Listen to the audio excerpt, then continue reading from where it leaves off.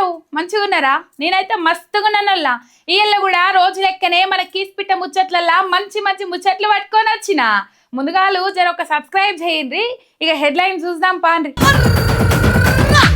దంచిండు హరీష్ అన్న పంచులు, పొంగిలేటి రేవంత్కు సురుకులు. డొక్కు బస్సులేస్తురట వాళ్ళ ఊరికి, కోపం వచ్చింది ఓ ఈ పిలగానికి. పదవి పోతదని సురేఖక్క పర్షాను, ఎవరున్నారు సపోర్టు రాను. సోషల్ మీడియానే ముద్దంటుండు శ్యామల, పట్టించుకోరా ఎట్లా జనాల. చూస్తున్నాం ఏం చేస్తుండ్రు, ఎట్లా చేస్తుండ్రు, ఎంతెంత కమిషన్ల తిప్పల పడుతుండ్రు, గీ చూస్తూనే ఉన్నాం. ఇక గిట్లనే వార్నింగ్ ఇచ్చిండు హరీష్ అన్న. ఎవరికో ఎరికేనా? హరీష్ అన్న సూటి పెడితే ఎట్లుంటుందో ఎరకనే కదా. 22A సెక్షన్ మీద గట్టిగానే నసరు పెట్టిండు. పొంగిలేటి సార్ కామ్ గా కానొస్తాడు, రాజకీయ కామెంట్లు కూడా పెద్దగా చెయ్యడు గాని వెనకపంటే 100 కోట్ల సంపాదన కోసం మాత్రం గట్టిగానే ప్లాన్ వేస్తుండట. గందుకే 22A సెక్షన్ కింద పెట్టేందుకు కారణము అంటుండు.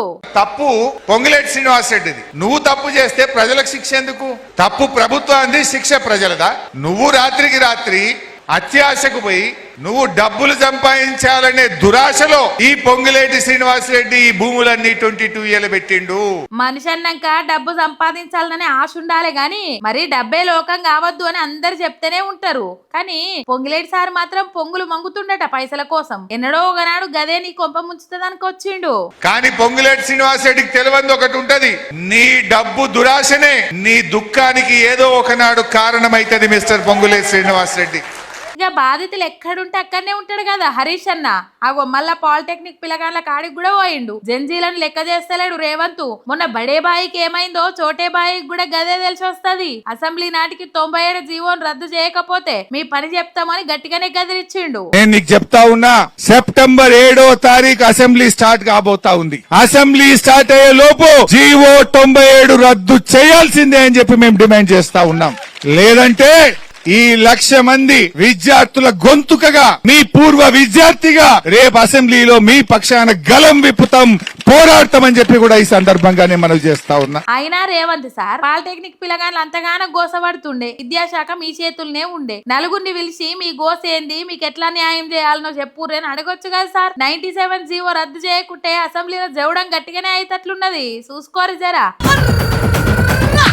ఏహే ఏమి లేదనుకున్నాం గాని కాంగ్రెస్ పార్టీల కథ మొత్తం వేరే తీర్లుంటది. రేవంత్ సార్ టార్గెట్ చేస్తే ఎట్లుంటదో చూపెట్టేటట్టే ఉన్నారట. ఒకే పారు ఉరుకులాడితే ఎటు పోయి ఎటొస్తుందో అని చూస్తుర్రట. కొండా సురేఖక్క పదవికి యాతం ఉన్నట్లే అంటుర్రు.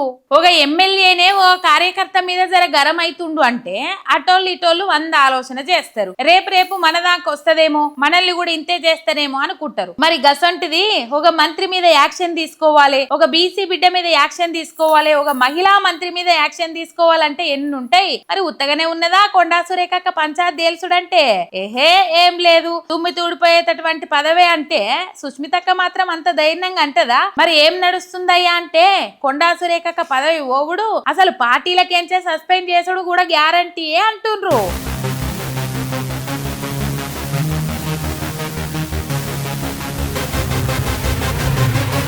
ఒకే తాప తీసేస్తే 100 లెక్కలు మారుతాయని పొమ్మరగుట్ట పొగబెట్టే పనులున్నారట. గందుకే కొండా సురేఖక్క మాజీ OSD మీద కేసులు పెడుతుర్రని, అక్క శాఖల ఆఫీసర్లదే పెత్తనం నడుస్తున్నదని మాట్లాడుకుంటున్నారు. PCC అధ్యక్షుడు మహేష్ కుమార్ గౌడ్ సార్ కూడా దినామ ఏదో ఒకటి అంటనే ఉన్నాడు. పార్టీ లైన్ దాటితే సీఎం మీద కూడా యాక్షన్ తీసుకుంటామని మాటికి చెప్తున్నాడని లెక్కలేస్తున్నారు. ఇక ఇదే టైంలో కొండా సురేఖక్క బీజేపీల సుత చేరుతున్నట్లు వార్తలు వస్తున్నాయి. డీకే అర్ణక్క కూడా లీకులిస్తుంది పార్టీలకు వస్తున్నట్లు అని గుసగుసలాడుతున్నారు. మరి 4 దినాలు ఆగి ఏదో ఒక టైం చూసి వేటేస్తారా? పదవి ఉన్నా పవర్ లేకుండా చేసి అక్కనే పార్టీ మారేటట్లు చేస్తారో తెలియదు గాని పార్టీలకేంచి సురేఖక్క బయటకు పోవడం మాత్రం గ్యారంటీ అంటారు కదా. సురేఖక్క పదవి పోతే నాకీర్రి అని మరి రికమెండేషన్లు చేపించుకునేటోళ్ళు కూడా ఎక్కువైరటనోళ్ళు. ఆకాశం ఎర్రగానే ఉన్నది, గది ఎవరి కండ్ల మంటతోనో చూసుకోర్రి అనబట్టే పార్టీ పెద్దలు కూడా. ఈయనకట ఎట్లుండే, సీఎం అంటే ఒక గౌరవం, ఒక భయం ఉండే. తెలంగాణ తొలి సీఎం కేసీఆర్ అయినాక గా కుర్చీకి ఇంకెంత మర్యాద పెరిగింది. కానీ రేవంత్ సార్ వచ్చినాక మొత్తం మారిపోయింది కథ. అరే బుడ్డ పిల్లగాండ్లు కూడా నీకు చదవచ్చా, నీకు తెలుగు రాసుడొచ్చా, లెటర్ రాసుడు అవుతుందా నీతోని అనబట్టే. ఇక ఇంకో పిల్లగాడైతే వామ్మో ఈ పిల్లగాని మాటలింటే నవ్వి నవ్వి సావాలి. మరి రేవంత్ సార్ అంటే నవ్వుకుంటాడా పగబడతాడా అనేది ఆయనకే తెలియాలి. కానీ దంచుడు దంచిండు.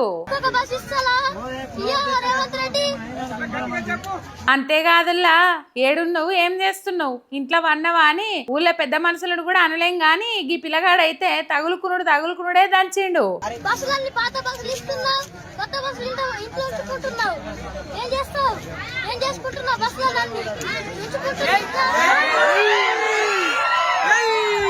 అర్రే చిన్నపిల్లతనం పిల్ల చేష్టలు గద్దగాళ్ళు గింతే కథలు పడతారులే అనుకోవచ్చు. కానీ ఇక పిల్లగాని లెక్కలు గట్టిగానే ఉన్నాయి. వాళ్ళ ఊళ్ళకు బస్సులే వస్తలేవాట, వచ్చిన బస్సులు కూడా తీసేస్తుర్రట, మళ్ళా డొక్కు బస్సులే పంపుతుర్రట.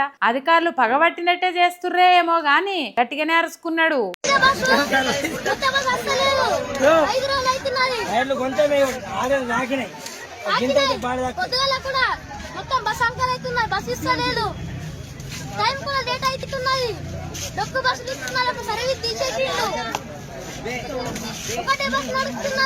మనం ఏం చేస్తున్నాం ఎట్లా మాట్లాడుతున్నాం అన్న దాన్ని బట్టే కదా ఎదుటోళ్ళు కూడా మర్యాద ఇస్తారు. రేవంత్ సార్ సీఎం అయినాక నడిమిట్లా ఎవ్వరిది తప్పులేదు, అంత రేవంతే చేస్తుండు అని జనాలు కూడా గట్టిగానే ఫిక్స్ అయ్యిర్రు. అందుకే సీదా సార్కే సూటి పెడుతుండ్రు. ఇవనల్లా ఊరందరితో ఒక తవ్వనైతే ఊర విసుకది ఇంకో తవ్వనట. గదే అనిపిస్తున్నది కాంగ్రెస్ లా ఒక ఎంపీ ముచ్చట చూస్తాంటే. మమ్మల్ని ఒక తాప బోల్టాకు వచ్చి గెలిచిర్రని మళ్ళా గట్లనే గెలుస్తాము అంటే అవుతుందా అని ముఖం పట్టుకొని అడిగే కాడికి మాట్లాడుతుండు. అసలు ఏమంటుండో ఇంటరా పాండ్రి.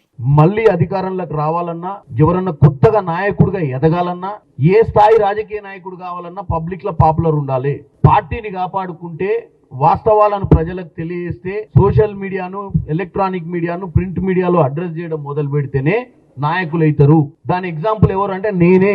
అర్రే గంతేనా సార్? జనంలో లేరా మీరు? సోషల్ మీడియాలో ఉంటే గెలిచిర్రా? ఏం చెప్తుండు సారు?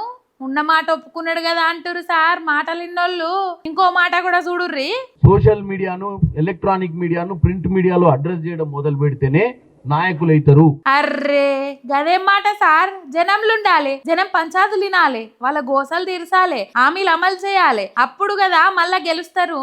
గదేందో సారు సోషల్ మీడియాలో యాక్టివ్ ఉంటే చాలు గెలుస్తాము అంటుండు. మత్పరిస్తే మర్చిపోతారు, మసిపూసి మారడికాయ చేయొచ్చు అనుకుంటుర్రు. అయ్యట్లకి కాంగ్రెస్ వాళ్ళు రెచ్చగొడితే రెచ్చిపోయి ఓట్లేస్తారు. హామీలు అమలు చేయకపోయినా ఏం కాదు అనుకుంటుర్రేమో. అందుకే హామీలు కూడా అమలు చేస్తలేరు కావచ్చు. గీ చామల సారు రేవంత్ సార్కు జర చుట్టుపోంటే ఉంటాడు కాబట్టి సొంటోళ్ళ మాటలు నమ్మే సోషల్ మీడియాలు ఉందాం, హామీలు అమలు చేయకపోయినా ఏం కాదని ఉద్దర సలహారిస్తుర్రు. అట్లా అని జనాలు మాట్లాడుకుంటుర్రులా. రోజు చేస్తున్నటువంటి అటాక్ ని మనం ఒక ఇంక్లూజివ్నెస్ తోటి, అంటే మనందరం కలిసి దీన్ని దాడి చేయాల్సిన పరిస్థితి ఉంది.